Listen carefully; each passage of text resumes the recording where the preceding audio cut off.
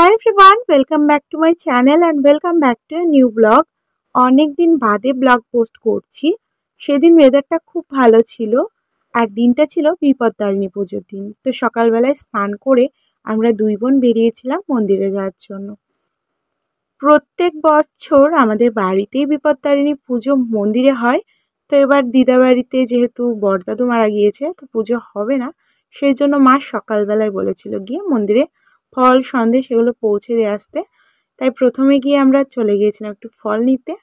ফল সন্দেশ সব কিছু নিয়ে সোজাই চলে গিয়েছিলাম মন্দিরে। মন্দিরে আজকে যেহেতু দ্বিতীয় দিন ছিল বিপত্তারিণী পুজোর, তাই বেশ ভিড় ছিল। গিয়ে প্রথমেই ঠাকুরের জন্য নিয়ে আসা ফল সন্দেশগুলো দিয়ে দিয়েছিলাম। তারপরে পুজোও শুরু হয়ে গিয়েছিল। পুজো হওয়ার পর আমাদেরকে একটু প্রসাদ দিয়ে দিয়েছিল। প্রসাদ নিয়ে দুজন মিলে ঠাকুরকে প্রণাম করে বেরিয়ে পড়লাম। তারপরে আমরা সোজা গিয়েছিলাম একটা দোকানে একটু আমুল লাস্সি কিনতে। বেশ গরম পড়েছে, সেই জন্য দিদির একটু আমুল লাস্সি খেতে ইচ্ছে করছিল।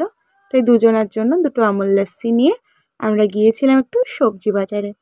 ওই টুকিটাকি কিছু সবজি নেওয়ার পর সবজি বাজার থেকে বেরিয়ে সোজা টোটোয় করে চলে এসেছিলাম দুজন মিলে বাড়িতে। বাড়িতে এসেই দিদি আমাদেরকে সবাইকে ফুল মাথায় ছুঁয়ে দিয়ে প্রসাদ দিয়েছিল। প্রসাদ খাওয়ার পর আমি তাড়াতাড়ি গিয়ে চেঞ্জ করে নিয়েছিলাম। তারপরে যে বিপত্তারিণী পুজোর সুতো বা ধাগা হয় সেটা দিদি আমাদের সবাইকে বেঁধে দিয়েছিল। আর এই ধাগাটা পরার জন্য আমি এই দিনটার জন্য সারা বছর অপেক্ষা করি। কিছুক্ষণের মধ্যে ওয়েদার চেঞ্জ হয়ে বৃষ্টি শুরু হয়ে গিয়েছিল। তারপর রান্নাঘরে গিয়ে দেখছি দিদি পনির ভাজছে, আর আমি পনির ভাজা খেতে ভীষণ পছন্দ করি। সেই জন্য ওখানে গিয়ে দাঁড়িয়েছিলাম কখন পনিরটা ভাজা হবে।